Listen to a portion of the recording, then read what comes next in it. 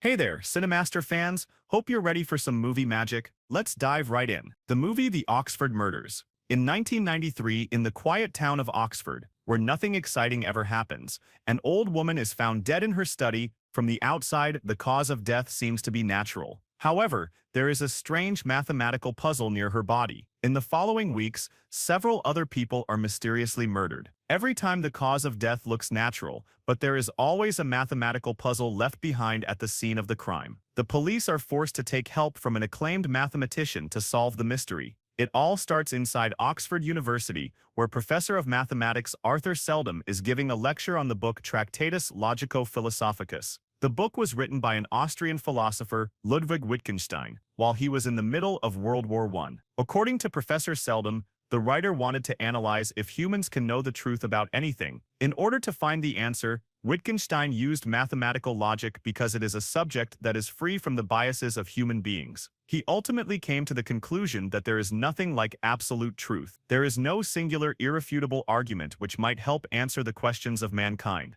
Elsewhere, Martin, a young student from the United States, moves to Oxford University to study mathematics. He is hugely influenced by the highly acclaimed Seldom. Martin plans to stay as a paying guest at the lovely home of an old retired woman, Mrs. Eagleton. As soon as Martin enters her house, he sees a copy of the famous Enigma machine, which was used to decipher German codes during World War II. It is then revealed that Mrs. Eagleton and her husband were friends with the team who built the machine. But more importantly, Mrs. Eagleton is also a close friend of Professor Seldom. Martin makes it quite clear that he is here in Oxford only because he wants Professor Seldom to supervise his thesis. As the two are discussing the enigmatic professor, Mrs. Eagleton's daughter Beth arrives from the market. It becomes quite apparent from their conversation that the mother and daughter do not get on with each other. Later that night, all three of them dine together, but the mood between the mother and daughter does not improve. Beth is a full-time caretaker of her geriatric mother, and she clearly resents the old lady. She feels like her life is stuck because she has to dedicate the entire time to her mother. After another passive-aggressive conversation, Beth heads towards a nearby symphony where she plays the cello. The next day, Martin is shown around the university by a college staff member. The old man asks Martin if he has selected a supervisor for the thesis. Martin replies that he received a fax from the university informing him that Professor Seldom would be filling up that role. However, the staff member reveals that Professor Seldom has retired from his teaching role and only does seminars nowadays. Later that day, a frustrated Martin takes out all his anger while playing squash at a local gymnasium. He has put several marks on the walls so that he can predict the trajectory of the ball. A beautiful nurse named Lorna, who is also present in the gymnasium, sees this and approaches Martin. She sarcastically points out that his mathematical way of playing only works when he's playing alone. So Martin invites her to join him for a game of squash, and the two of them end up playing together. It is also clear that there is an obvious chemistry between the two of them. A few hours later,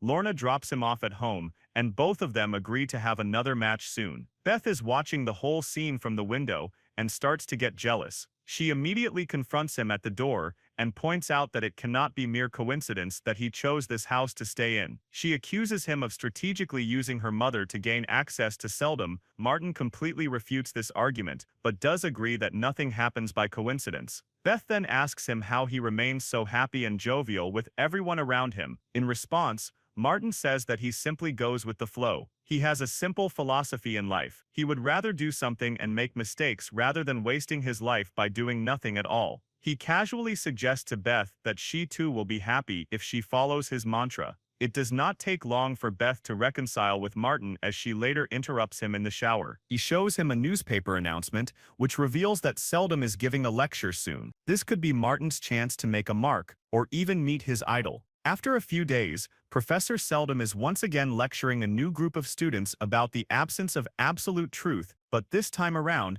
there is one student who disagrees with his conclusions, and that happens to be Martin. The young man raises his hand at the end of the lecture and puts forward his critiques. Martin says that everything in nature down to the shape of a snowflake is based on a mathematical structure. If humans can decode the secret behind numbers, then they can decode the secret behind reality. Unfortunately for him, Professor Seldom has heard this line of arguments several times during his career. He proceeds to completely trash Martin's point, which says that there is mathematical logic behind everything in the human world. Professor Seldom gives several examples of natural phenomena, like the existence of cancerous cells that do not operate within any mathematical logic. He then concludes that humans are afraid that some things exist beyond their small frame of understanding. Following the lecture, Martin feels extremely humiliated and angrily gathers his books from his study. There he also meets his research partner, another overseas student named Yuri. Martin is about to leave, but he stops when Yuri asks if he is quitting because the professor has a different viewpoint. Rather interestingly,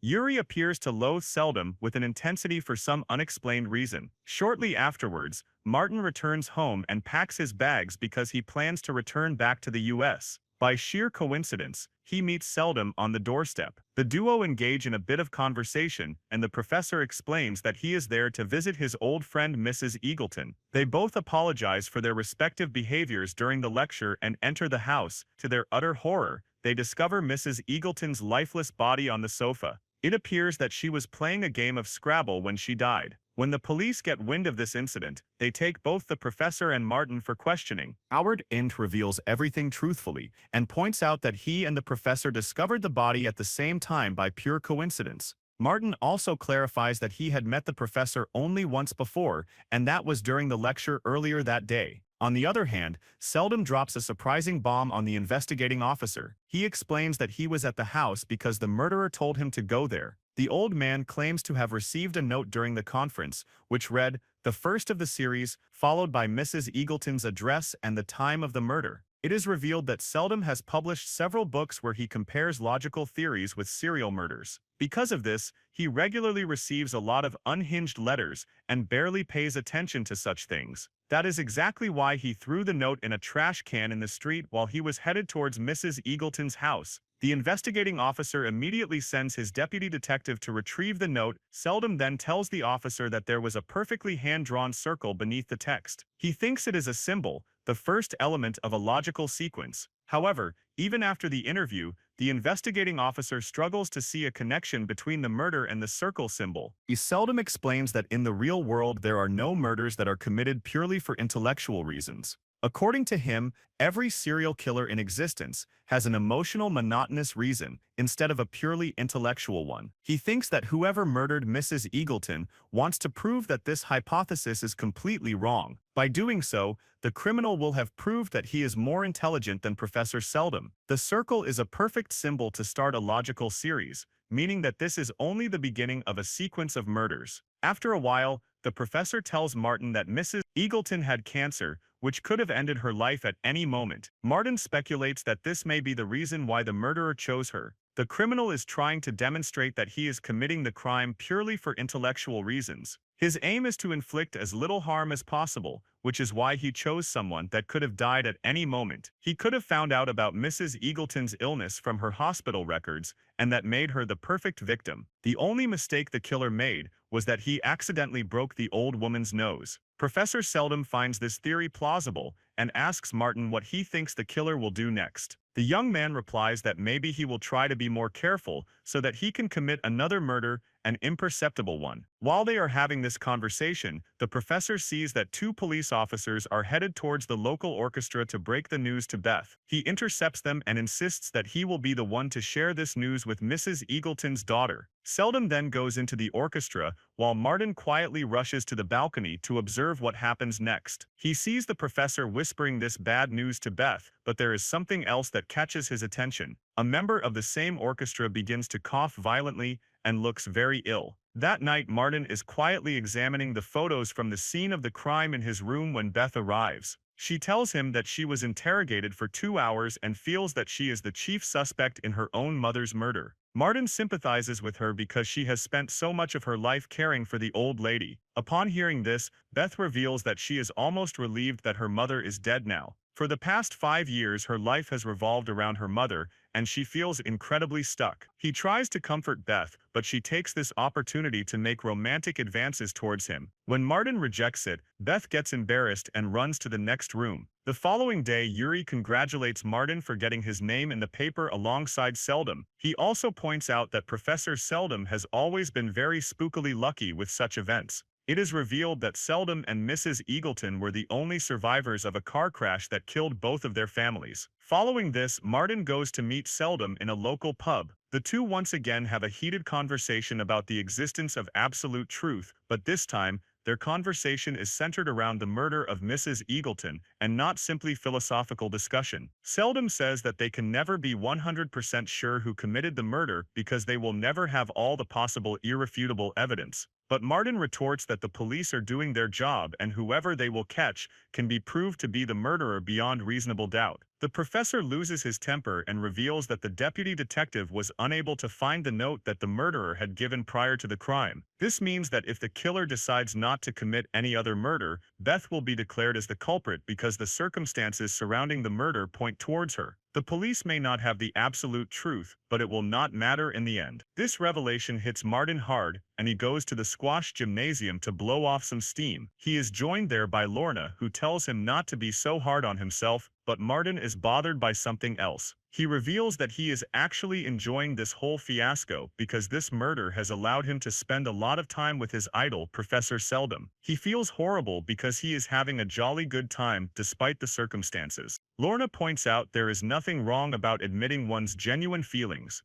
The two of them hit it off and eventually they end up at Lorna's house. However, while they are getting frisky, Martin sees the professor's book by the bedside. He asks Lorna about it, and she says that there was a time when she and the professor used to talk daily. She reveals this started when she met Seldom at the hospital. Apparently, he regularly visits the hospital to check up on a terminally ill patient. Martin, however, gets a little jealous and cannot help but think that there is some history between the girl he's sleeping with and his idol. The very next day, Martin follows Seldom to the hospital while the latter is there for the daily visit. Martin quietly sits in the waiting room and accidentally meets Frank, who bombards him with all kinds of crazy talk. Thankfully, Lorna arrives to tell Frank that he can go in to see his daughter. She then explains to Martin that Frank's daughter needs a transplant, and the only two compatible donors refuse the surgery. Frank has previously tried to end his own life so that he can donate his lungs to his daughter. This is why all the stress has made him go crazy. Nonetheless, Martin heads to a separate room where Seldom introduces him to the terminally ill patient, whom he visits regularly. It turns out that the patient, Coleman, was once a brilliant student who later started teaching at Oxford. Professor Seldom urged him to study logical theories, and from there on, Coleman dedicated his entire life to studying human intelligence. He designed tests to figure out a pattern behind smartness. Coleman used to grade the answer sheets by himself, and during that process he came to a surprising conclusion. Most of his pupils had some mistakes in the test, which is normal for average human beings. A small percentage had perfect answers that matched the traditional high IQ bracket. However, it was the third group that gave absurd but completely valid answers. Coleman could not understand the logic behind the thinking of the people in the third group. The intelligence of these pupils was infinitely complex and far-reaching. This realization prompted him to go to a hospital and administer the same test to lobotomized patients with mental illness. Their answers matched with the results from the students from the third group. Coleman tried his best to understand how this group was coming to their conclusions, but he soon realized that his own mental capacity was limited, which made him look at the solutions as an outsider. To understand the symbols, he needed to look at them from the inside and be as radical as the students in the third group. The only way to achieve this was to perform surgery on his own brain. Although this process sounded extremely harsh, Coleman didn't mind it because he was suffering from terminal bone cancer. He had lost his limbs one by one and thus wasn't afraid to go to any extent for his studies. So one day, Coleman took a nail gun and made a puncture in his skull, just enough to render his entire body useless, except his brain. From that day onwards, Coleman has been bedridden and writes codes all day long using a mechanical support for his left arm. His codes contain only 4 letters over and over again, which describe a woman's name. That evening, when Martin is starting in the library, Beth angrily approaches him. She has got the wind that he is having some kind of a romantic relationship with Lorna, so she accuses him of humiliating her and leading her with false hope of love. Martin tries to dispel all the misunderstandings, but Beth causes a scene in the library. She then storms out, and he chases after her only to bump into Yuri. He sarcastically asks Martin if he has found the killer yet. A frustrated Martin then decides to leave the issue and heads back to the library, but on the door he sees a strange note with coded symbols. Underneath are the words 1415 St. Joseph's Hospital, which means that the next murder is going to happen there. He immediately calls Lorna and tells her to check on Coleman. Martin is almost certain that he has been murdered at 1415. She rushes to check, but everything is normal, leaving Martin confused about the next victim. The scene shifts to a little while later, where Chief Detective Peterson, Seldom, and Martin are examining a dead body in a morgue. It is revealed that the orchestra member who had been coughing continuously for the past few weeks was the murder victim. Peterson points out that his death would appear natural if they hadn't noticed a mark from an intravenous injection. According to the man's medical reports, he wasn't receiving that kind of treatment.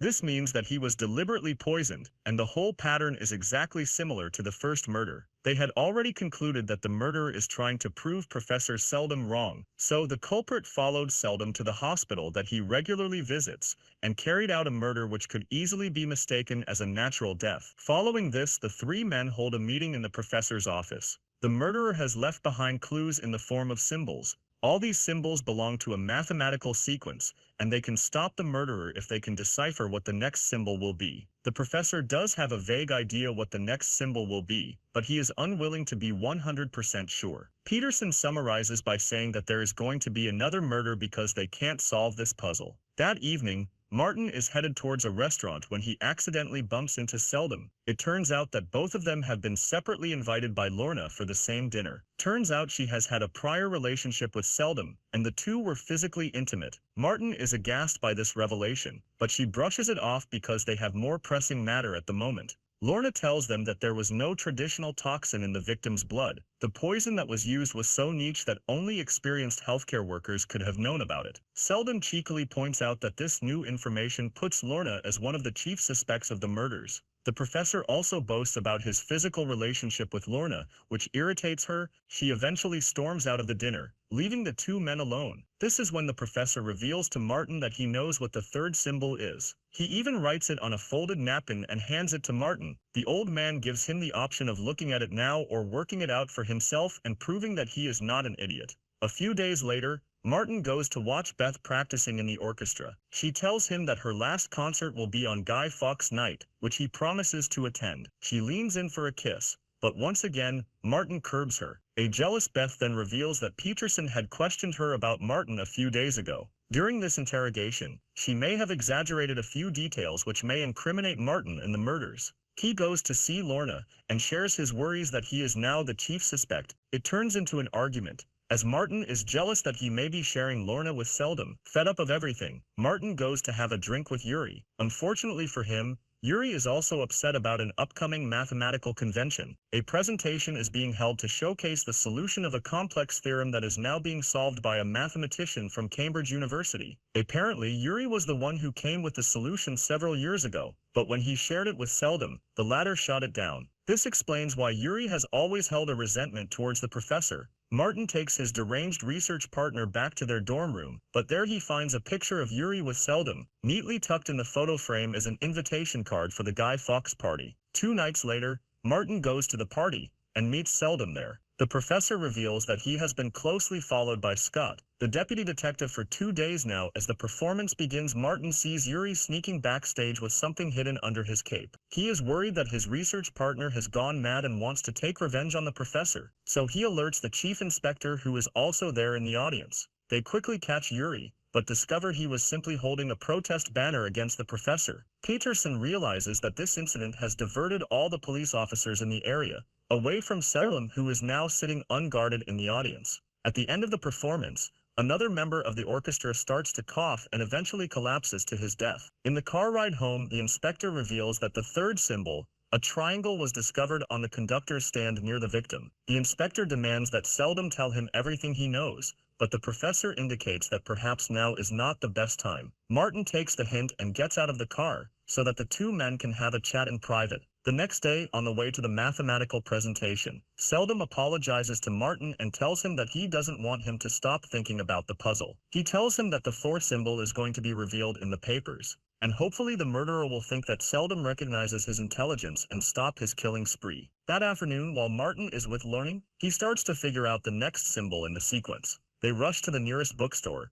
and find a book on Pythagorean symbols that contains the first 3 symbols. This helps Martin to deduce that the 4 symbol will be a tetractys, which is a triangular figure consisting of 10 points arranged in 4 rows. Lorna also knows that some of the medics from that era considered intelligence to be the highest human attribute, so they considered the mentally challenged people as sinners and used them as guinea pigs for their experiments like organ transplant. Upon hearing this, Martin remembers the crazy man Frank from the hospital, who is also holding a book about Pythagorean medics. It is now clear to them that the murderer is none other than Frank. He is looking for an excuse to murder the mentally challenged patients from the hospital, so that he can use their lungs for his daughter's transplant. The duo immediately head to the police station, but do not get the opportunity to reveal their finding. Scott tells them that the murderer contacted the police earlier that day. The killer has instructed them to send ambulances to a particular point on the highway, because he's going to target a bus.